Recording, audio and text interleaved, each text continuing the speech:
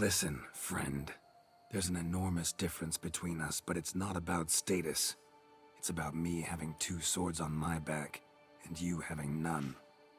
So I'll call you whatever I want, and you either deal with that or solve your monster problem yourself. What's going on, guys? Failed to listen, and this is my review for The Witcher 3: Blood and Wine.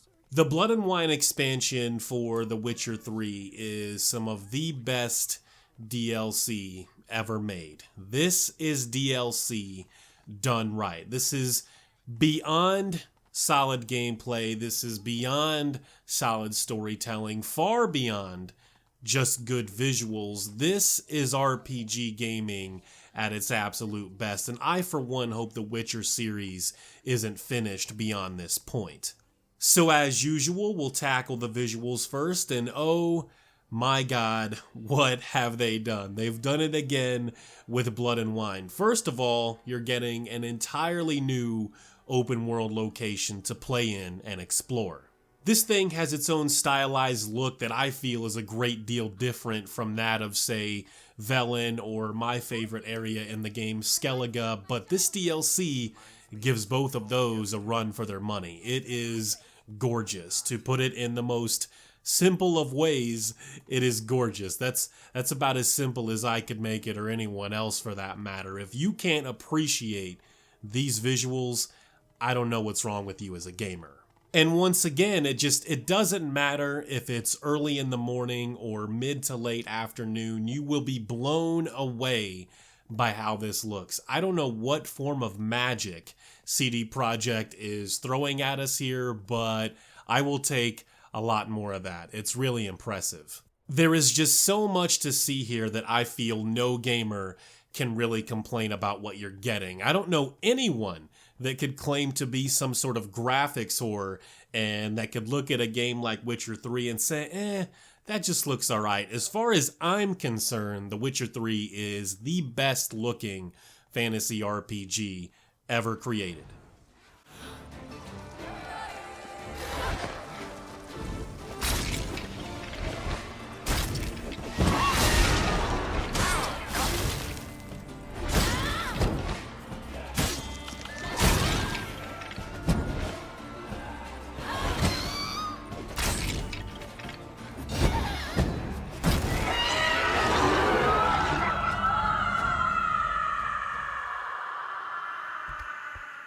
The gameplay, like Hearts of Stone, is still very much Witcher 3. Blood and Wine may be just a little bit different in that I found myself using a lot more potions to take on a lot of the new enemy types, like arachnomorphs and giant centipedes. This expansion also gives you the option to get some really cool Grandmaster armor by doing different quests and set areas of the game, and I feel it's totally worth your time. And since I focused on mostly feline armor throughout most of the base game, I went with the Grandmaster feline armor. It is really cool. It's some of the best light armor that you can have in the game, and I did use some dye to change the default color. Not that there was anything bad with the default color, I just wanted to see what you could do by going, maybe all pink or all orange. And just as a side note, I wanted to go all black. That is what I wanted most, and there is black dye, but the black dye is bugged, at least when it comes to the Grandmaster feline armor. If you're just looking at the menu, the black dye will show that the chest area also goes black. Your arms, your pants, the boots, all of that stuff will go black in the menu, but when you leave the menu, the chest area goes back to the default color or whatever color you had before that. The black dye it's bugged. I don't know if it's just the Grandmaster feline armor, but right now it's bugged. And like I said, leaving the menu and when you're in the menu, it's just different. Hopefully CD Projekt will catch wind of this, whether it's through this video or the Steam forums. I don't know if it's the same on consoles, but right now black dye is bugged for the chest area on Grandmaster feline armor. There is a new mutation system that you unlock by doing a quest to take your abilities to the next level. Unfortunately, I haven't really been able to dig into that very much, but I think once we get to things like New Game Plus, that's going to be very, very helpful. But from what I'm seeing, it looks really cool. You're going to be able to do a lot more with your abilities, and the way that you build your character is going to change in a big way based on this new system.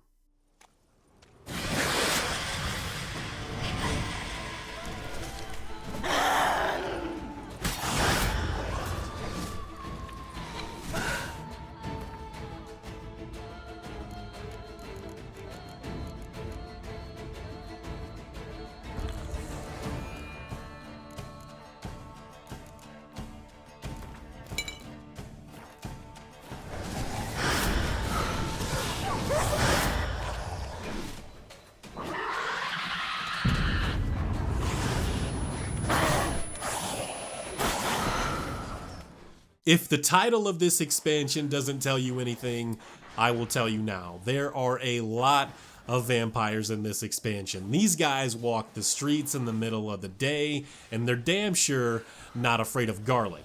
So be prepared. I am letting you know now. Get your vampire oil and your black blood out for these vamps. These guys are an absolute problem throughout the entire experience.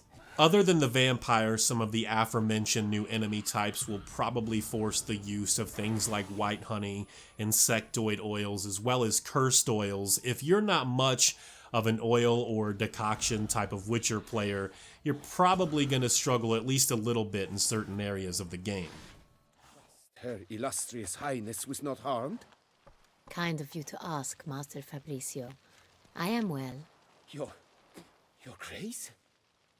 We were not warned. I shall order the salon prepared at once. That won't be necessary. As you can see, we are not here on an official visit. Naturally.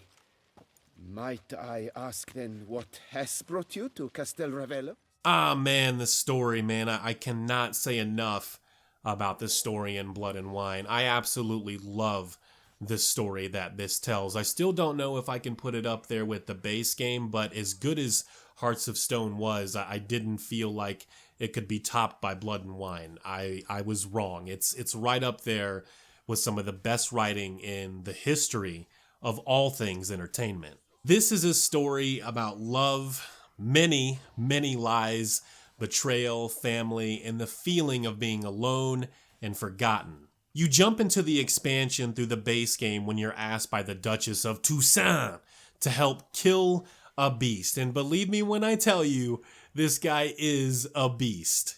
In this story, there were a couple of characters I was a bit confused on, and I'm sure many fans that have done some Witcher reading and played the other games got very excited for once they appeared on screen. And even though my confusion set in, I still love most of these characters, and it really just boils down to the fact that every one of the important characters in the game is either a badass, well voice acted, or both. With a vast new open world for you to explore, you can damn sure bet there are tons of interesting side quest notes and treasures to find all over Toussaint. I think one of my favorite quests was given to me by a woman that wanted me to find her lover. She desperately needed my help to find this lover that set out on some journey to prove himself worthy, and instead spent a bunch of time procrastinating, living in fear, until I showed up to help him with a very interesting enemy. It's well written, extremely well voice acted, and Blood and Wine will just take you to places that you likely weren't expecting toward the end of the game. Bored quick. Even tea parties with a whole cackle of princesses eventually turn dull and routine.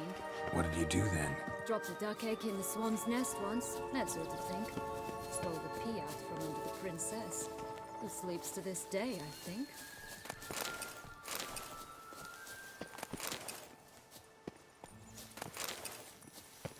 If you watched my review for The Witcher 3, you would know that I only played this game and its expansions. I know very little about the first two games, and I am deeply saddened that Blood and Wine feels like the end for a lot of these characters that made me feel things that most games don't, and grow on me the way that they have. I can't recommend this entire package enough. If you love games at all, you should be playing The Witcher 3 and these expansions. The fun that you'll have, the amazing gameplay, the top-notch visuals, excellent storytelling, the replay value given here is just not rivaled by many games.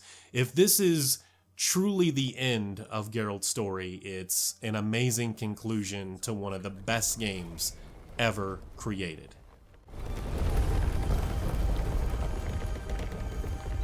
The home stretch.